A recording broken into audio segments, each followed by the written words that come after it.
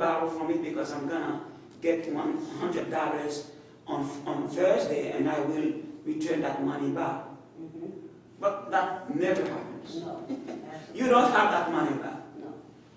It's the same for somebody that you have offended.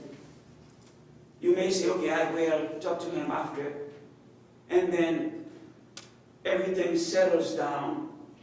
You don't want to do it again because you become friend with that person. But it's a debt. That's right. It's a debt. All right. So, living today on what you expect to earn in the future.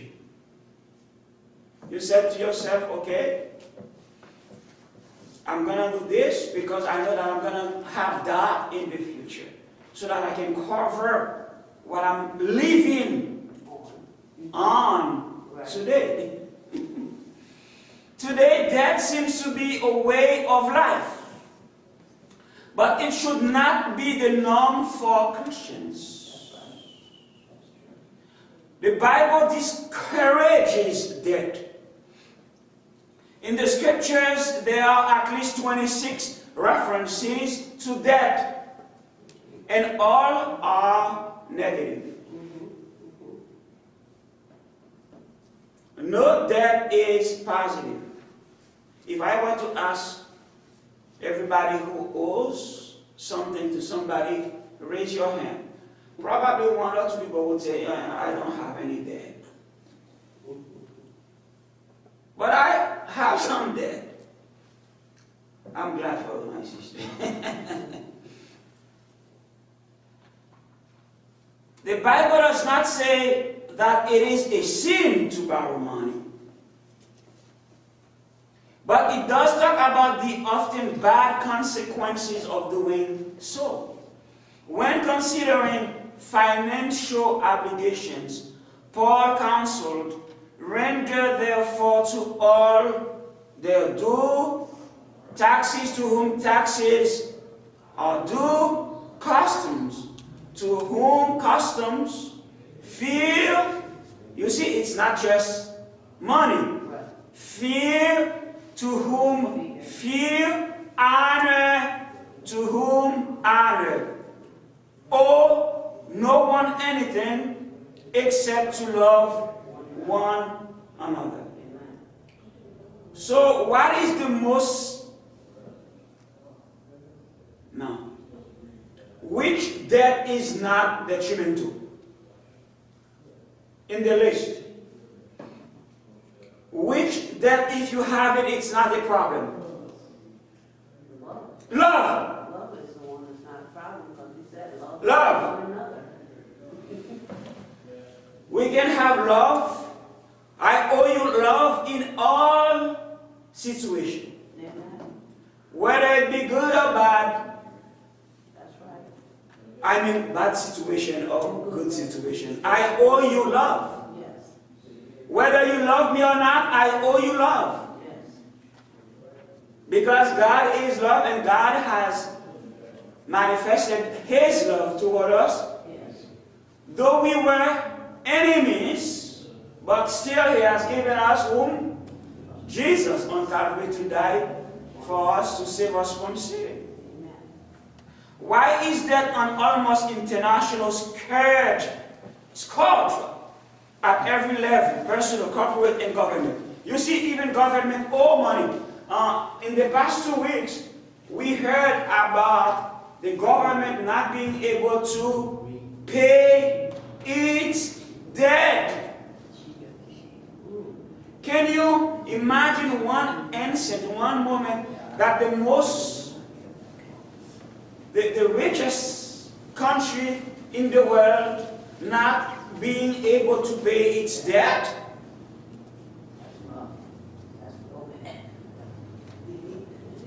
So you may also understand that I am a poor man.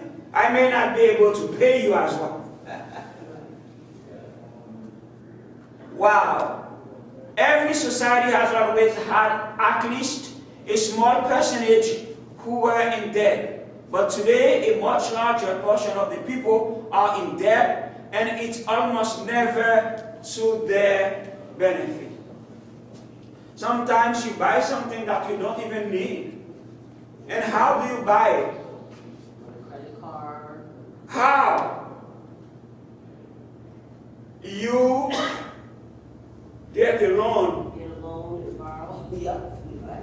You get a loan to drive a car Mortgage. on the expense of something that you will have tomorrow. Sometimes you don't even need a luxury car. That's true. And I'm talking to myself, even though I don't have any luxury car. Sunday, they had problems. Deuteronomy 28, verses 1, 2, and 12.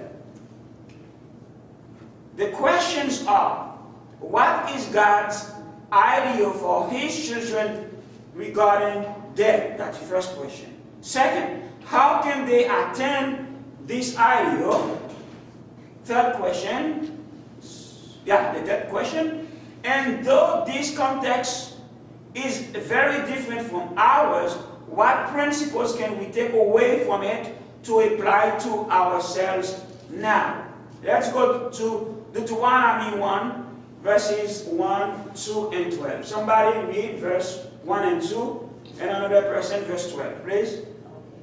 Now it shall come to pass, if you diligently obey the voice of the Lord, your God, to observe carefully all his commandments, which I have commanded you today, that the Lord your God will set you on high above all nations of the earth. 2. Yes. And all these blessings shall come upon you and overtake you, because you obey the voice of the Lord your God. So how is it that the children of God have debt? How is it that we keep the commandments of God, we still have debt? Because we're not obeying what he says to do with our money. If we obey and listen to the voice of the Lord and diligently put our money to the goodness and not borrow and take out the things that we can't pay back. So if we obey, God will bless. If we don't borrow and put ourselves in more debt from other lenders, he will bless. Okay. He said the treasures come from heaven. Yes. He will bless us if we stay in due season, and when it comes, if we're faithful and obedient and we trust in him. Let me say something. Because blessings may come from different directions. Different direction, right. Most of the time we believe that if we return our tithes and you give God a good offering, we will be blessed anyway. We may not be automatically blessed financially Instantly, right? by returning tithes and offering, because there are many people who do not keep the commandments of God diligently. Right, diligently. Because this is another way to be blessed. By keeping diligently the commandments of God, not just tithes and offerings. That's right. That's right. To be blessed. But you may be observing the commandments of God, but you still have some problems going on, preventing you from being granted the blessings. So if you have the blessing and you misuse them, you may not even see those blessings. You see what I'm saying? You have blessings, material possessions, but you don't even see the blessings because you not obeying the commandments of God. Yes, and then you misuse that money. Right. Deuteronomy 28 verse 12, what does it say? Somebody else? The Lord shall open unto thee his good treasure, Mm-hmm. and to give the rain unto thy land in his season, and to bless all the work of thy hand. And thou shalt lend unto many nations, and thou shalt not borrow. I would say that this is the ideal. This is the high standard set forth by God.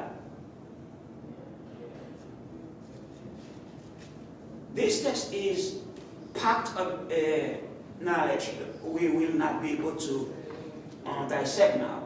The Lord shall open unto thee his good treasure. And you know that God is rich. Everything that you see on earth belongs to God. This text qualified treasure, saying good treasure, just to convey the idea of the riches of God. The heaven to give the rain unto thy land in his season. Now you would not even have to put fertilizer, not fertilizer, what is it?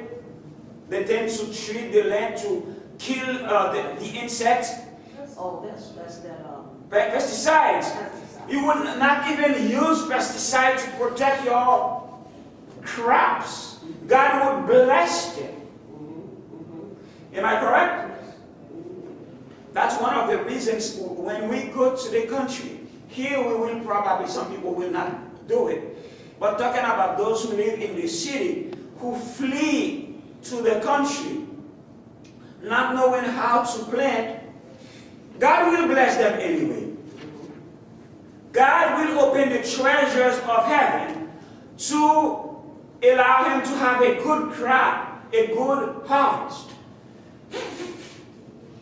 Sorry. And to bless all the work of thine hand. And thou shalt lend unto many nations, and thou shalt not borrow. Has that ever occurred in the life of the Israelite? Not borrowing from anybody, but borrowing and lending to everybody. Has that ever happened? I don't know.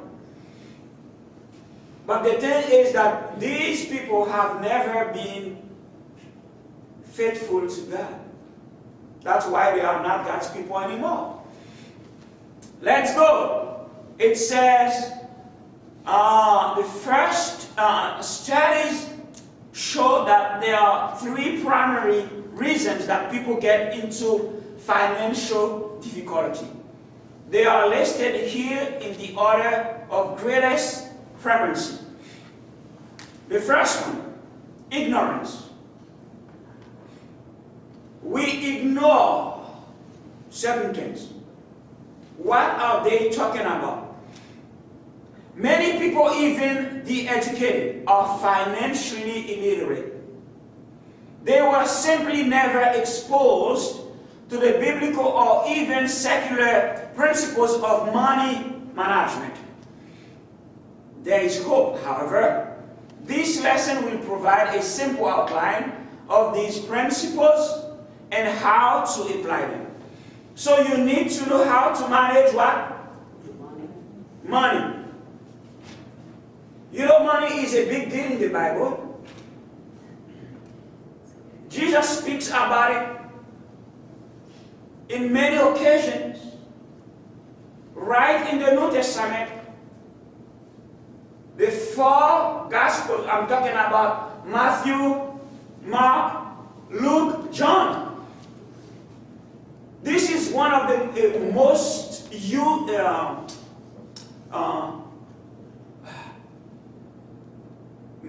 one of the themes that Jesus Christ has used in his dealing with people. Money. Why? Money becomes what? The God of our time. I would kill to get money. I would do everything to get money. And one of the reasons many of us will not be saved because of money. When Sunday law is enforced, you cannot buy. You cannot sell. We're talking here about money. You cannot buy, you cannot sell. Many people will sell themselves for money. It's a big deal, money. The second reason for financial difficulties is greed or selfishness. In response to advertising and personal desire, people simply live beyond their means. They aren't willing to live in, drive, or wear what they can really afford. Many of these same people also feel that they are just too poor to tithe. They don't want to give tithes and offerings. I'm too poor. You're going to have, if you want to have money, if you want to have some ease in your life, return tithes and give offerings. Some people say, okay, can I borrow some? I would advise you not to borrow the money that you should return to church. You are impoverishing yourself. You are impoverishing yourself, keeping or borrowing the money that you should bring to church. I don't care if pastors or conferences are dealing or are not faithful to God in using the money that we bring to the church. But it's not our money. If you keep it, I'm telling you, you are stealing. You go to Walmart and you decide to shoplift. What should be the consequences of shoplifting? You go to jail. Fortunately, God does not take us to jail when we do that to Him. But we deserve some punishment. Yes, bro? Yeah. I was going to say, most of the time we put ourselves in that situation. We may not owe a lot of money, but when it comes to returning tithes and all, we say, what I get from working is not even enough to pay my bills. Then I have to pay this, I have to pay that. And then we find ourselves not returning tithes and offering, and we cannot pay our debt. We have to go to borrow, and then we get into a debt. And if we were faithful, even the little we have in returning tithes and offering, like it says in the Bible, God would multiply. He would multiply. We would see ourselves paying our bills. Yes, ma'am. That's right. Yeah. I want to say hi to Yannick Gabriel, to Richie Forrest, and to, I cannot pronounce your name. All right, the third reason people are getting in trouble with debt is personal misfortune. Now, if you lose your job, you may end up borrowing money from people because you need to survive. Now, the question to ask, how to pay back that money because you don't have a job? How will you pay it back? Fortunately, here it's not the same as in developing countries. It's different. People would not lend you money. People would not. You know, I was born in Haiti. From time to time, when things are not getting good, you borrow from people. But here, you may not have anything. The way that I say it. If you need money, go to Capital One. If you wanna borrow money, go to Wells Fargo or Capital One or any other company. But not to me. I'm not a bank. I'm not a bank account. All right. So we need to be careful. Some people may have their belongings being wiped out by a tornado, by a flood, by fire. Something happens making you poor. So we need to think about these people. One of the things that we need not to do when people are in difficulty, not to judge them. Because you don't know their lives, their situation. Be careful about that. Some people may have been rich. Something happens to them. Like in 2008, we've got a big financial problem here in America. When we've got a big bailout, too big to fall. You remember these things? The banks, many people lost millions in their bank account. You remember that? So can you understand someone who was rich, who becomes poor because of these things? They will not give you the money back. It's over. And there will be poverty all over the world in a few years. Poverty. Even right here in America, we have a lot of people being in that situation. So that is something big. And you know that the rich rule over the poor. You make them make money, and they pay you $7 an hour. We don't have that $7 anymore. Last Saturday, Sister Donna was talking about her having how much money an hour? $4 and some cents, something like that. Back in the day.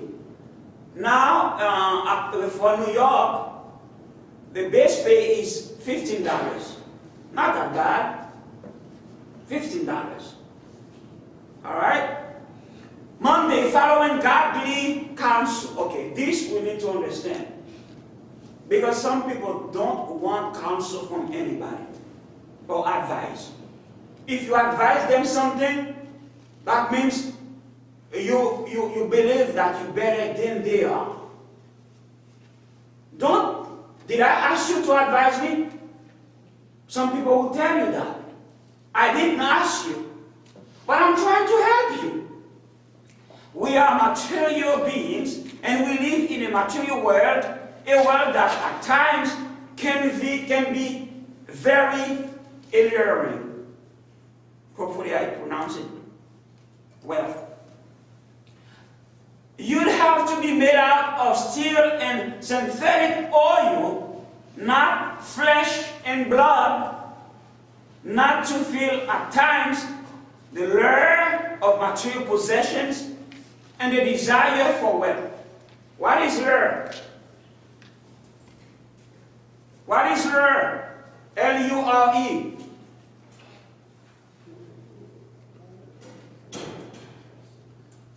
When you are attracted by something,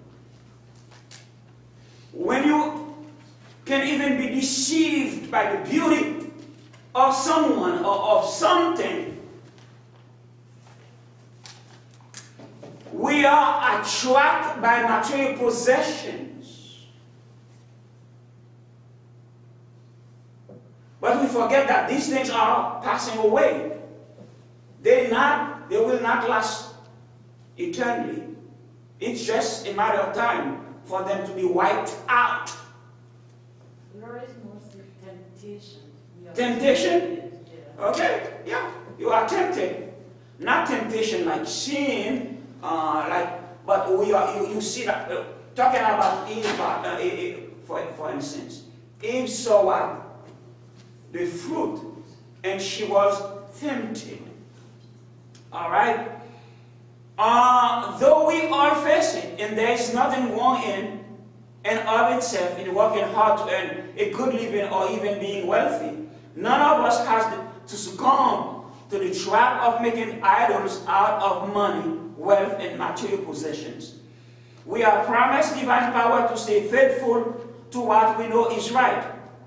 This is important because the temptation of wealth and material possessions has led to the ruin of many souls. Let me give you an example. I'm sorry to be giving you that example. But I feel like it is the reason why I did not get that job.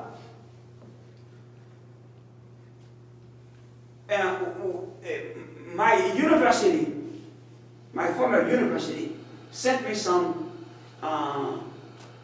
some job that I can apply to. One of the jobs that I'm qualified to or for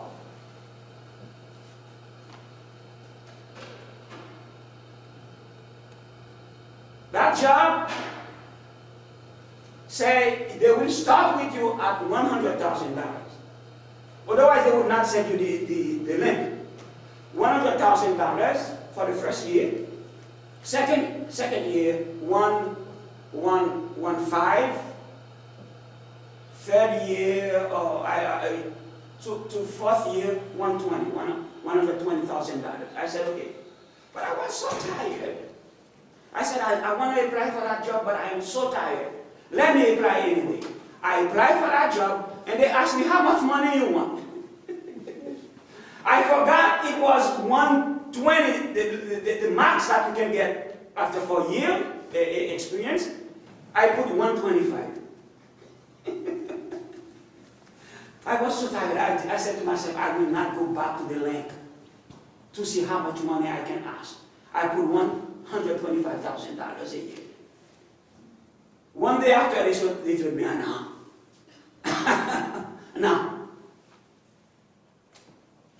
They told me, no. We will go with other candidates. But if I said $99,000, probably they will tell me, okay, we will interview you. But I asked more. No, let me back it up. Let me go back to what was in my mind to tell you that.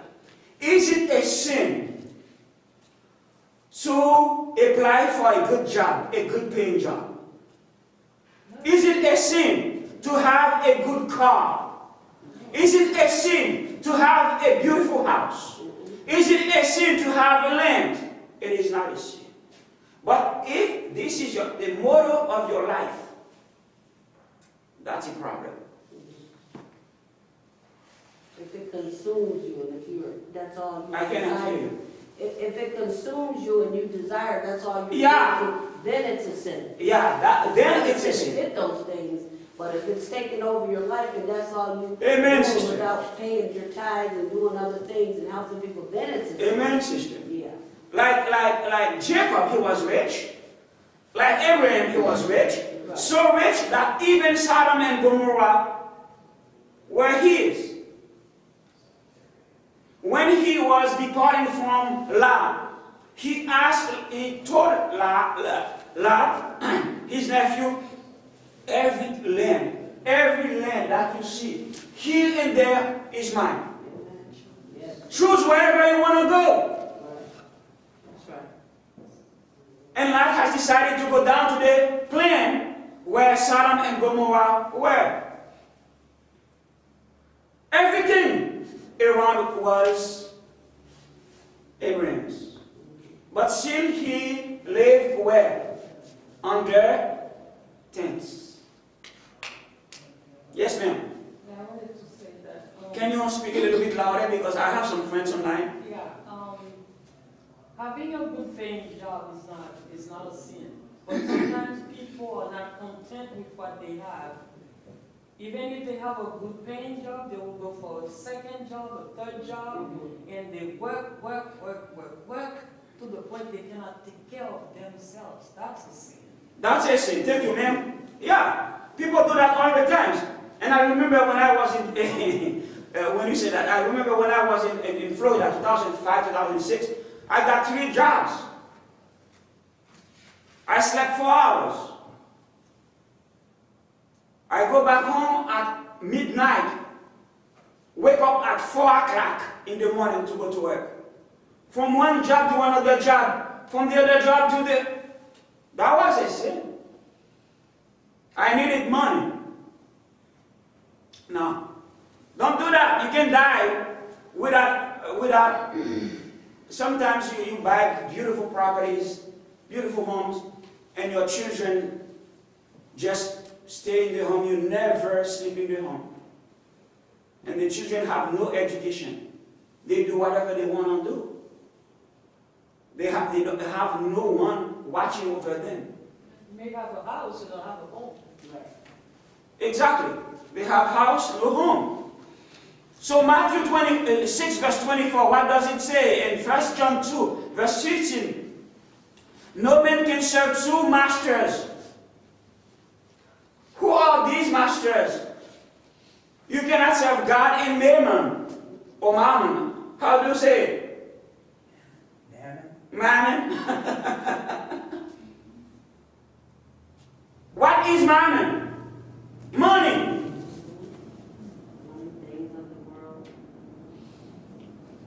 Money. We love money. And we will do anything for money. You cannot serve God in money. Because who is buying money when you serve it like that? The devil.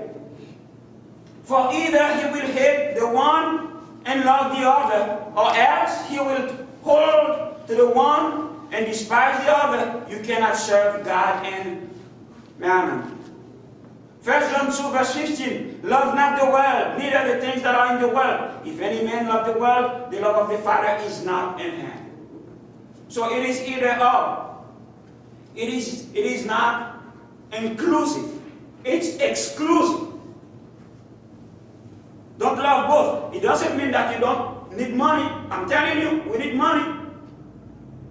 Okay? Just don't love it as much. Don't love the money to the point that you cannot even, money is controlling your mind. So much so some people, even some Seventh-day Adventists play lottery. They gamble to have money. And we see that so many people got money from lottery and then they die few days or few weeks or few years after. They do not even benefit them, that money. Seventh-day Adventists, we do not play lottery. We do not gamble. All right. Unfortunately, the love of the world can be so strong that people will get into debt in order, as they hope, to satisfy that love. Not love for people, but love for money. Be careful about that. We go to Tuesday. How to get out of debt. Do you know how? Does anybody know how to get out of debt? There's an advice given by this lesson that, like, if you have big debts, like a home or student loan, and then cars, and then credit cards, something like that, put them from the least to the highest or to the greatest. All right? And then start paying the little ones. If you can double the monthly payment until you get rid of it, you don't return to it. And then you keep paying the one that comes after. It doesn't mean that you will not pay the greatest, because if you have a mortgage and you're not paying, you will lose it. Until you have just one. And then you finish with that. Let me ask you a question. Will someone who has debt go to heaven?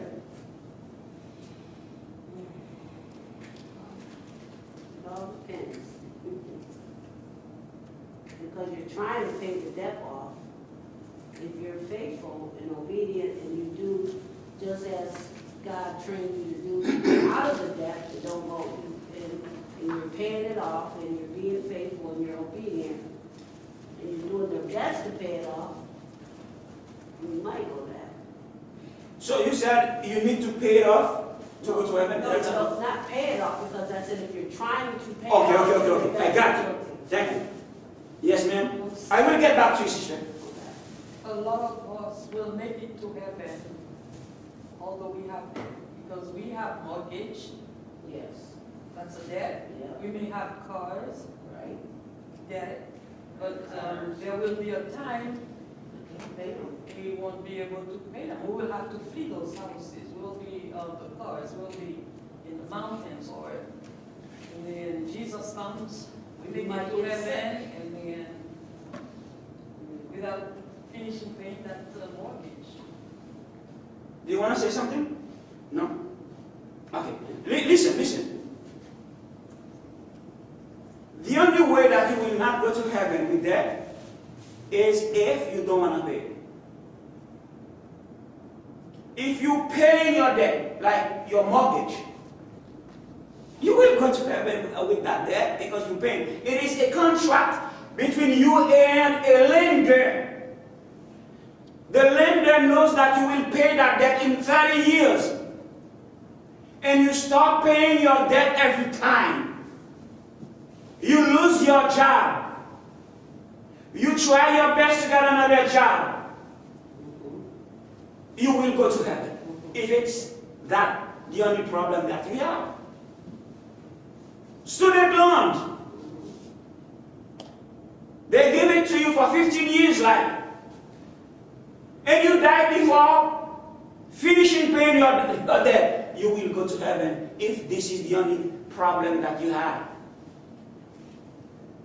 Many people misunderstand the concept of debt in the Bible, believing that if you have debt, because the Bible says, owe nothing to anybody except for love, it doesn't mean that you will not be saved. If you're willing to pay and you do your best, what we call due diligence to pay your debt, it will not prevent you from living with Jesus Christ. So Proverbs 22 verse 7 says, the rich ruleth over the poor, and the borrower is servant to the lender. When you're working, who are you working for? When you are a borrower. When you have a mortgage, let's say that you're paying $1,000 every month, and you're working for $2,000 a month. You're mostly working for your lender. To pay off the debt. But that's a Bible. That's a Bible. So, likewise, we owe God's many debt, the debt of sin. How to pay it back? Can we pay back our debt to God?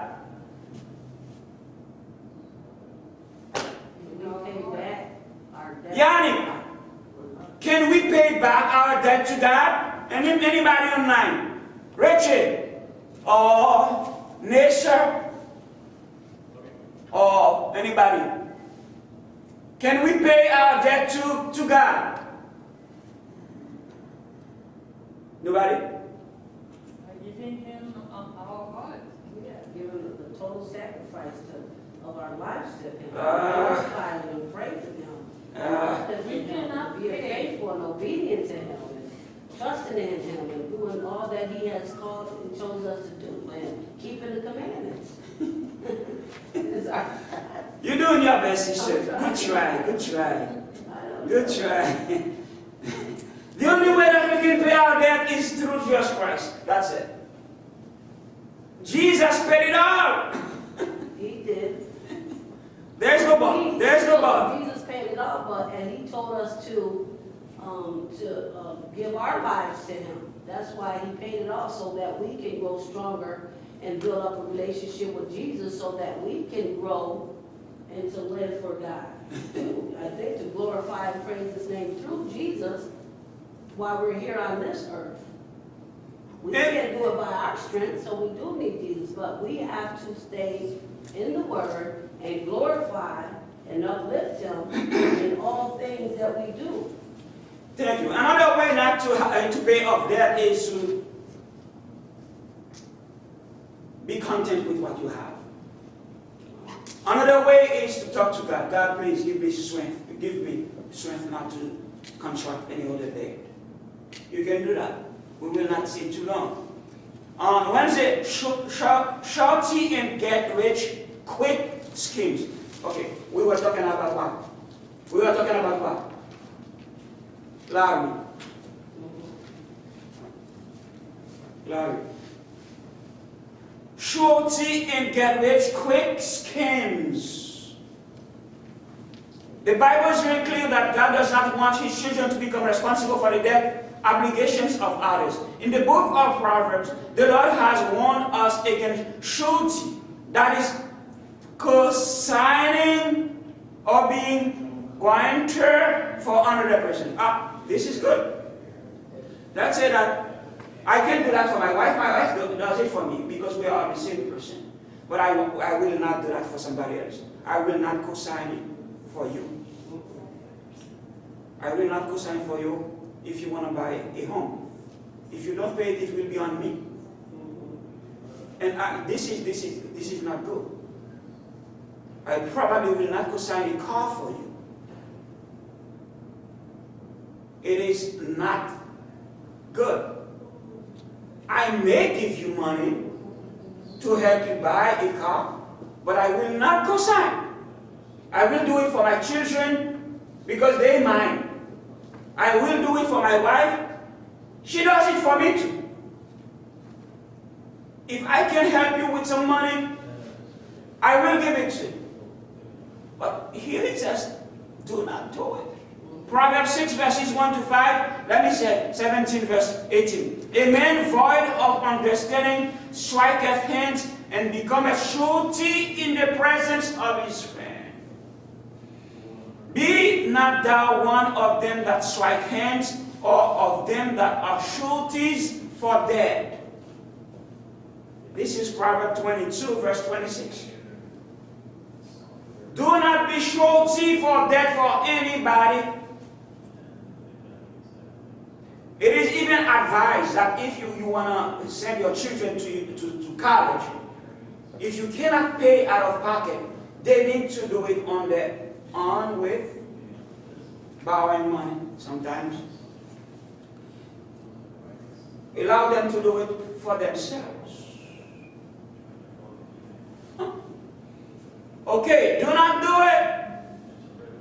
So we do it every time. People may ask you, okay, can you please help me to have, because I don't know how to do it. I have problems. I have a home that I want to buy, but my credit is not okay. Would you co-sign me, please? Well, no.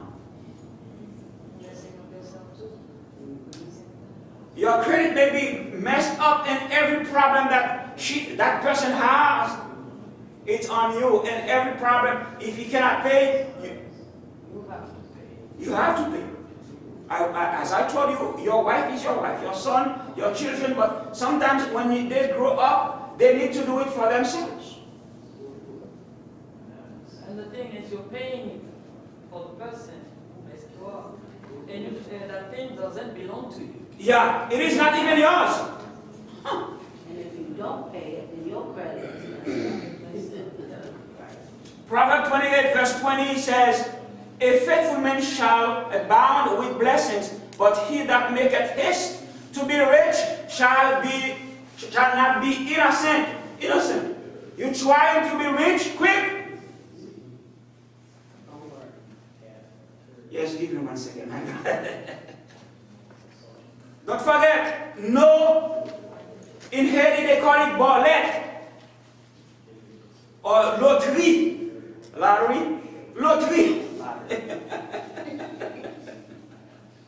We do not play these things because we are Seventh-day Adventists. We do not want to be rich.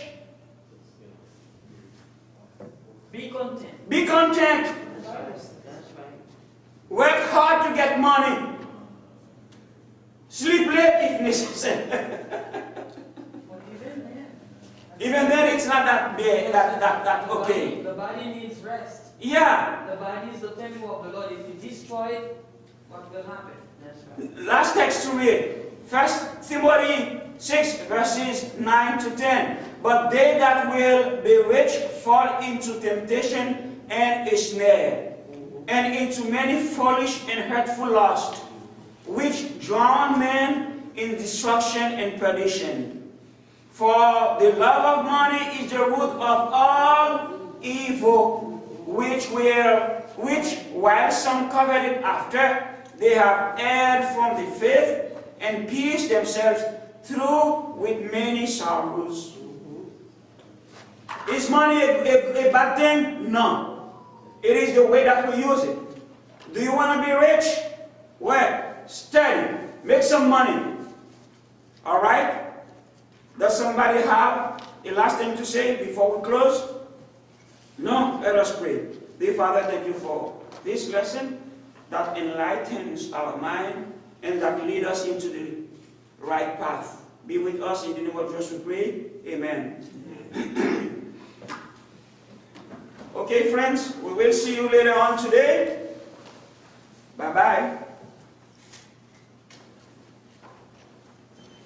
All right. I don't see why I should be going there. I think I'm going to stay here to preach. Are you going to use the computer screen?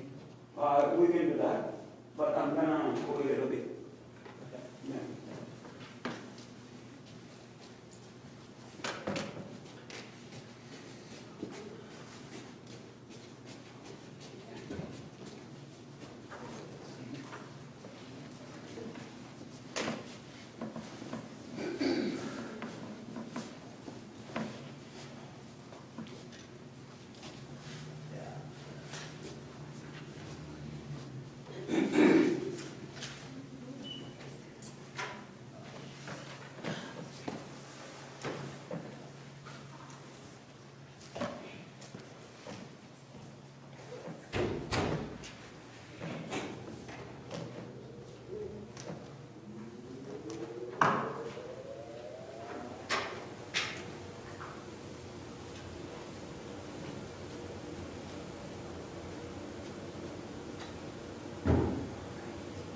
I'm staying right here because I want. You want to go all the way through? Yeah, do I need to do all this?